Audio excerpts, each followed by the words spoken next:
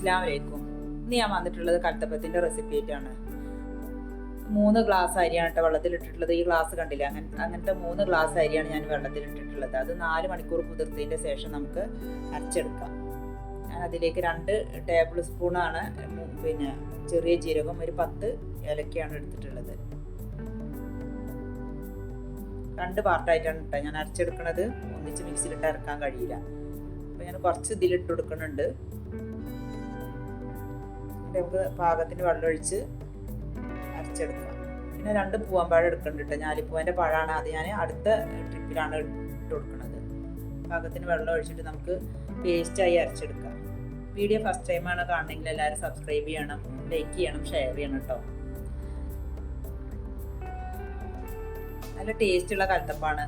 നല്ല സോഫ്റ്റും ഉണ്ട് ഇട്ടത്.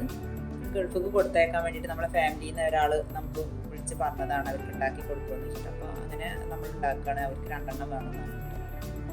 അപ്പോൾ ഞാൻ രണ്ടാമത്തെ ഇതിൽ ഞാൻ 2 പൂവമ്പഴം ഇട്ടുകൊടുത്ത് അരച്ചതിൻ്റെ ശേഷം ഞാൻ 3 ടേബിൾ സ്പൂൺ ചോറ് ഇട്ട് കൊടുക്കുന്നുണ്ട്. ചോറ് വേണമെങ്കിൽ ഇട്ടാൽ മതി, നിർബന്ധമൊന്നുമില്ല. പൂവമ്പഴം വേണമെങ്കിൽ മതി, നിർബന്ധമല്ല. ഇല്ലെങ്കിലും നല്ല സോഫ്റ്റ് ഉണ്ടാവും കൽത്തപ്പം. 3 ടേബിൾ സ്പൂൺ ഇട്ട് കൊടുക്കുന്നുണ്ട് ചോറ്. വെളുത്തരിൻ്റെ ചോറാണ് കേട്ടോ.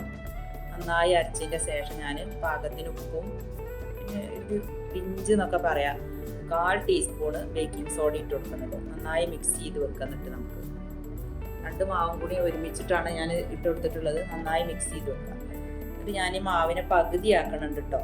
2 പാർട്ടായിട്ടല്ലേ നമ്മൾ ചുടുന്നത്. പിന്നെ ഞാൻ ഒരു തേങ്ങ കഷ്ണങ്ങളാക്കി വെച്ചിട്ടുണ്ട്. ചെറുതായി കട്ട് ചെയ്തതാണ്. പിന്നെ ചെറിയ ഉള്ളി തൊലി കളഞ്ഞ് അതും ചെറുതായി കട്ട് ചെയ്ത് വെച്ചിട്ടുണ്ട്. ഞാൻ 5 ലിറ്ററിൻ്റെ കുക്കറാണിത്. അതിലേക്ക് ഞാൻ 1 ടേബിൾ സ്പൂണ് നെയ്യും 1 ടേബിൾ സ്പൂണ് നല്ലെണ്ണ ഒഴിച്ചു കൊടുക്കുന്നുണ്ട്.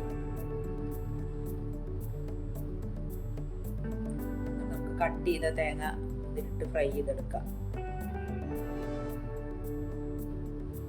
വേണമെങ്കിൽ ഫുള്ളും നെയ്യ് വേണമെങ്കിൽ ഒഴിക്കാം. നല്ലെണ്ണയാണല്ലോ ഇതിൻ്റെ ട്രഡീഷണൽ ടേസ്റ്റ്. അതുകൊണ്ടാണ് ഞാൻ നല്ലെണ്ണ ഒഴിച്ചു കൊടുക്കുന്നത്.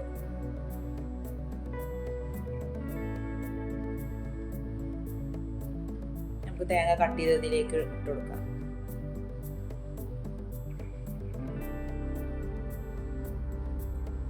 നല്ല ഫ്രൈ ആവണ്ട കേട്ടോ. നല്ലൊരു ലൈറ്റ് ഗോൾഡൻ ബ്രൗൺ ആയാൽ മതി. നല്ല ഫ്രൈ ആയാൽ എന്താണെന്നറിയോ, ടേസ്റ്റ് ഉണ്ടാവില്ല കടിക്കുമ്പോഴും. ഒരു ലൈറ്റ് ഗോൾഡ് കളർ ആവാനേ പറ്റുള്ളൂ. അതിൻ്റെ ശേഷം ഞാൻ ഉള്ളി കണ്ടോ ചെറുതായി ഒരു ഗോൾഡൻ കളറായിട്ടുള്ളൂ. അപ്പോഴാണ് അതിൻ്റെ ടേസ്റ്റ് വരിക. പിന്നെ ഞാൻ പിന്നെ ഉള്ളി കട്ട് ചെയ്തതും കൂടി ഇട്ട് കൊടുത്ത് അതും ഇതേപോലെ തന്നെ നല്ലോണം ബ്രൗൺ ആവണ്ട, അതൊരു ലൈറ്റ് ബ്രൗൺ ആവണ വരെ ഇറക്കി എടുത്തിട്ട് ഫ്രൈ ചെയ്തെടുക്കുന്നുണ്ട്. സോഫ്റ്റാണ് കേട്ടോ കൽത്തപ്പം. ഫ്രൈ ചെയ്യാത്തവരൊക്കെ ഒന്ന് ചെയ്ത് നോക്കും. ഇതിൻ്റെ വേറെ രൂപമുണ്ട്. അത് നമുക്ക് ഇനി അടുത്ത പ്രാവശ്യം ഞാൻ ഇതിലിട്ടുണ്ട്.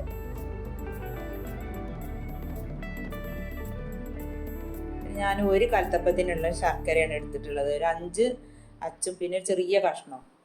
പാകത്തെ മധുരമാണിത്.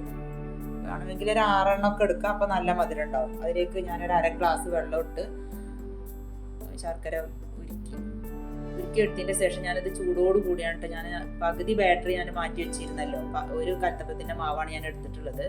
അതിലേക്ക് ഞാൻ ചൂടോട് കൂടിയാണ് ഒഴിച്ചു കൊടുക്കുന്നത്.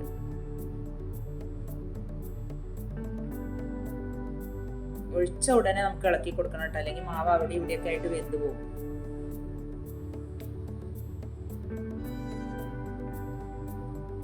പകുതി ഞാനവിടെ മാറ്റി വെച്ചിട്ടുണ്ട്. പകുതിയിലേക്കാണ് ഞാൻ ഒഴിച്ചു കൊടുത്തിട്ടുള്ളത്. വേണമെങ്കിൽ നമുക്ക് 2 കൂടി ഒരുമിച്ച് ഒഴിച്ചു കൊടുക്കാം. ഞാനിനി ശർക്കരൻ്റെ അളവ് അറിയാൻ വേണ്ടിയിട്ടാണ് ഞാൻ ഇങ്ങനെ പകുതി ശർക്കര ഒഴിച്ചു കൊടുത്തത്. അല്ലെങ്കിൽ നമുക്കൊരു 12 ശർക്കര ഒന്നിച്ച് ഒഴിച്ചു കൊടുക്കാമായിരുന്നു. ഞാൻ കുക്കറിലേക്ക് കുറച്ച് നെയ്യിട്ടിട്ട് ഒന്ന് നല്ലോണം കുക്കർ ചൂടാവണം. നല്ല ആവി വരുന്ന സമയത്താണ് ഞാൻ ഈ മാവ് ഇതിലേക്ക് ഒഴിച്ചു കൊടുക്കുന്നത്.